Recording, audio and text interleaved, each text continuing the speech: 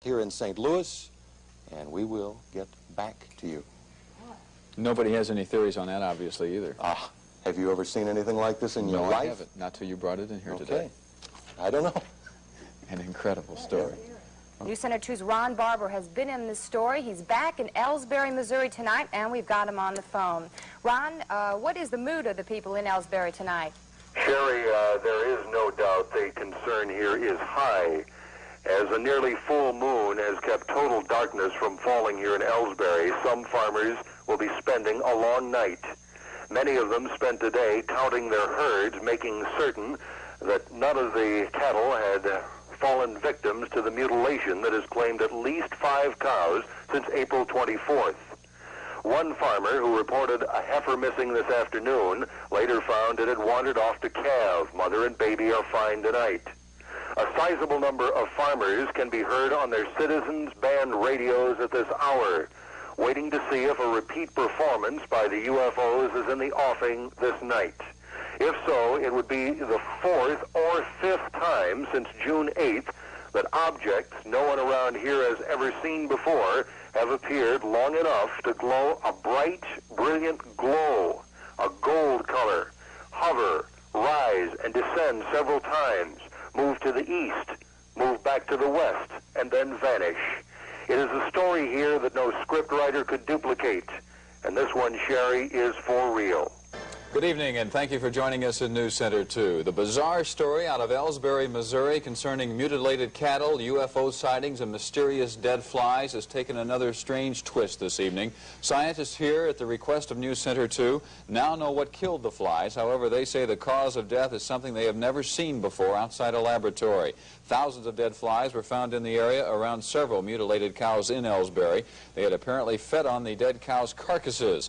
A short time later, they were found dead by the thousands, sticking to nearby tree limbs, almost welded to them. Our tests at Ralston Purina show that the flies died of a fungus. What has scientists baffled is that they have been able to create this condition in laboratories, but they've never seen it happen naturally. It's still not known if the flies carried the fungus to the cow carcasses or from them. It's still all a mystery.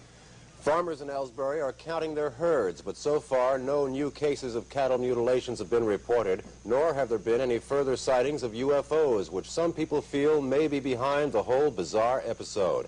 News Center 2's Ron Barber spent the night in Elsberry and says the mood of the people is cautious. Quite a few of the townsfolk of Elsberry, Missouri gathered at the Manford Hammond residence last night and looked towards the sky. They gazed and really didn't even know what they were looking for. Whatever it was, they didn't see anything other than a bright full moon, somewhat obscured by light haze.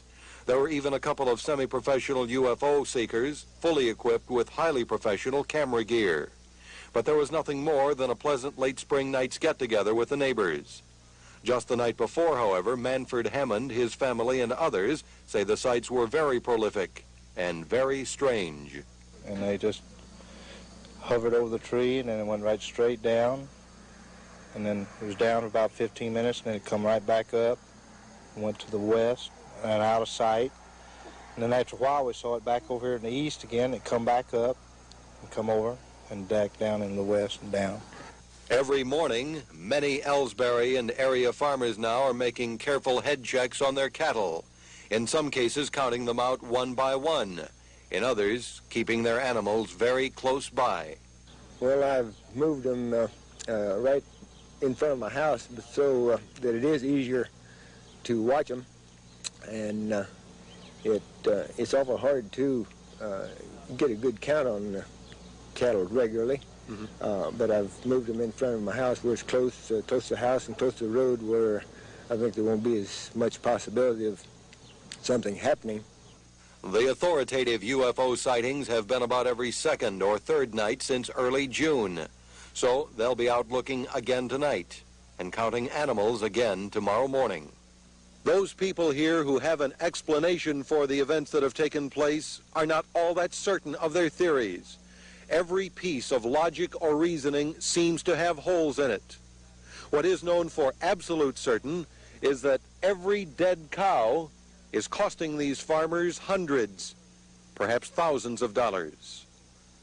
Ron Barber, News Center 2, Elsberry, Missouri. A rural Wentzville farmer has reported what appears to be a cow killing very similar to the recent incidents in Elsberry. News Center 2's Ron Barber reports. Or radiation detectors from Terry Morgan at the St. Louis County Office of Civil Preparedness. It is not a difficult instrument to use. That accomplished, we headed out to the Cleet Parr Farm in rural Wentzville.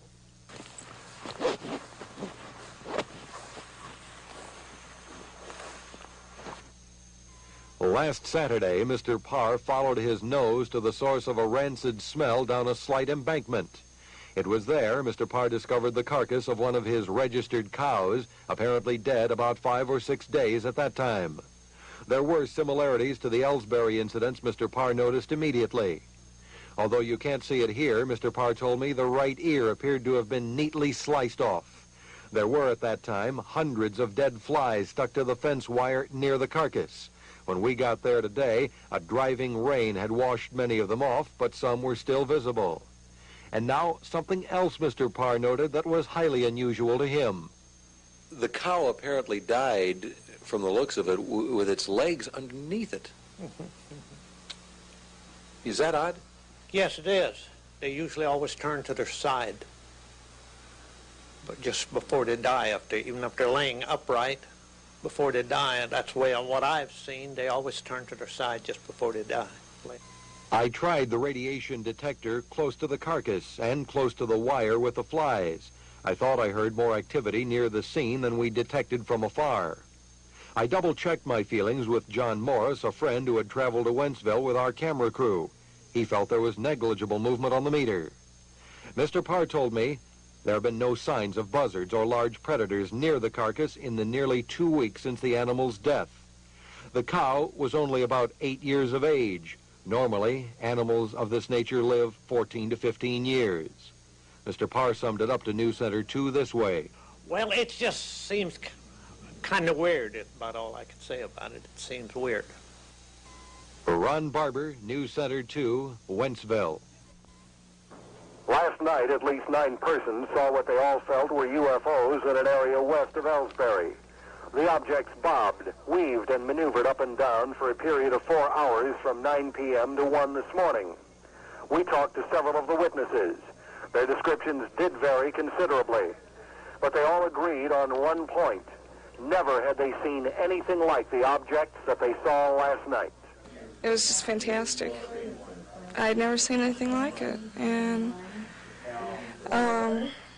I don't know, maybe it is starting to make a believer out of me, because I just, I didn't expect to see anything when I came up, and yet I saw these lights moving, and they would move in lines, move along, and possibly have red or green lights. This was just an orange, brilliant light. At one point I did see, well, this is when our group had grown quite a bit, and we had 9 or 10 people there. I think it was around 12 o'clock a.m., and we saw a brilliant light that flashed for 5 to 10 seconds in white, red, green, orange, and it lasted that long, and then it disappeared just as quick. Early this afternoon, the Lincoln County Sheriff's Department received a report of a dead cow in an area virtually exactly where the reported UFOs were sighted. It appeared odd to this reporter when I saw the dead animal surrounded by a complete circle of dirt in an otherwise grassy pasture.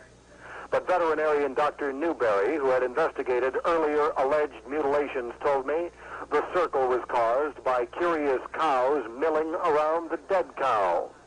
He felt the dead animal was struck by lightning. Burn marks underneath the skin appeared to verify that conclusion to the layman. Meantime, at least a dozen members of various UFO groups, mostly from St. Louis, trooped up here today to try to sift through what remains of the carcasses and interview the citizens.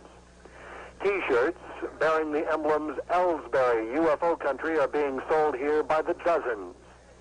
Despite the fact the cow today appears to have been struck by lightning, the whole feeling in the community may have been summed up by one farmer I overheard talking to a group of other farmers today. He said, quote, "All these dang cows just ain't dropping over and dying." Ron Barber, News Center 2, Elsberry.